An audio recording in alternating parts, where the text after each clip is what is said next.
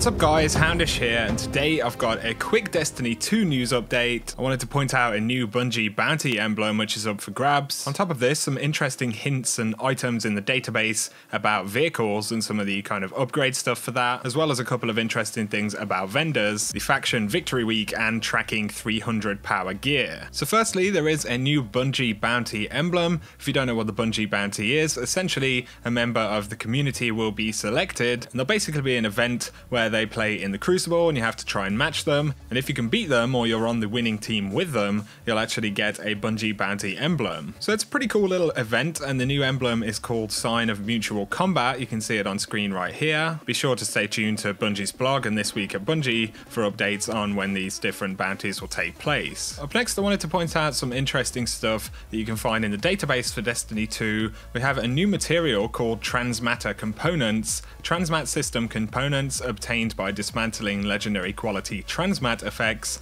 A shipwright can use these to create new transmat effects. There is also this node to create a Flair, create a random legendary quality transmat effect using parts from dismantling other legendary effects. We also have reconfigure Flair, generate a new random transmat effect by combining components from other effects. So it looks like there will be a few more options added into the game for kind of effects and mods on vehicles. It's particularly interesting if you take a look at the transmatter component. It says a shipwright can use these to create new transmat effects, and if you actually look at Amanda Holiday in the tower, it says chief shipwright. So that's pretty interesting. Perhaps we'll see a different shipwright in the future. Could be housed in the farm, or could be to do with, you know, an event like SRL I just mentioned. Definitely interesting either way. There's also a common item here which obviously hasn't been updated, but it says generate a new random shader by combining components from other shaders. It's worth me mentioning that breaking down shaders right now, as well as transmat effects, the legendary ones,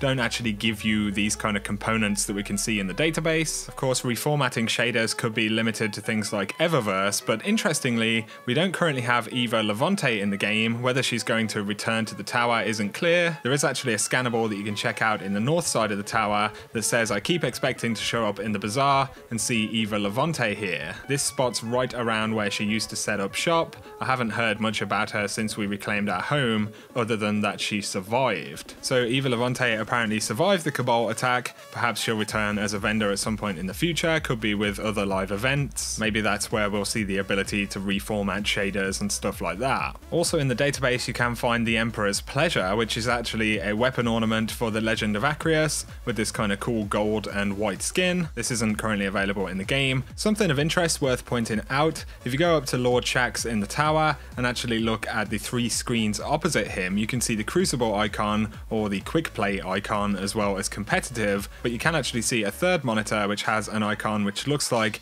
a private match icon, or potentially even a custom games icon. It does kind of have a cog in the middle of the sword, kind of like a settings button or something like that. So it definitely suggests that this is for private matches or custom games. Hopefully something we'll get in the near future, considering it is actually shown on this screen. Something else I wanted to briefly touch on is that this week, starting the 2nd of October, is actually the victory week for the faction rally. So on Tuesday the 3rd of October there will be a hotfix after the reset drops, and this will actually begin the victory week for the faction rally. The faction that earned the most reputation during the faction rally will actually have their flags kind of outfitted across the tower, which is going to be pretty cool. On top of this, there'll also be the featured weapon which will become available for sale. So if you're pledged to the faction, you can pick it up for 1,000 glimmer. If you're not pledged, it will cost 50,000 glimmer. Quick note, you will be able to continue turning in faction tokens during the victory week, so if you've got a bunch left over, you can still turn them in for rewards. So after the hotfix deploys on Tuesday the 3rd,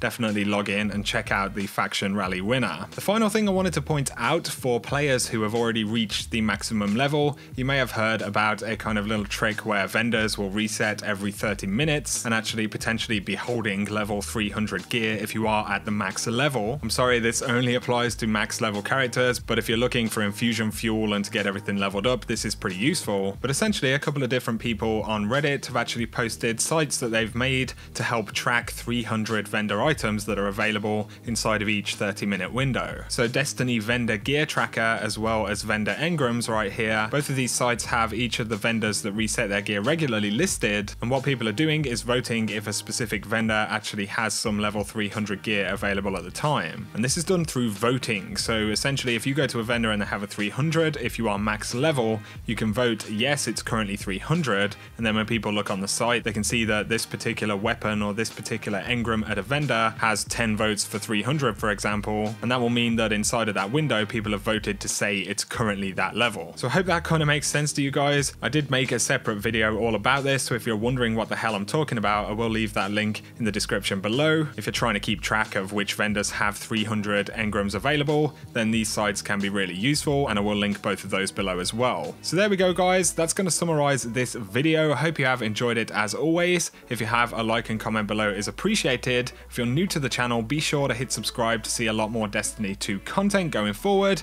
But for now, I appreciate you watching and I hope you have an awesome day.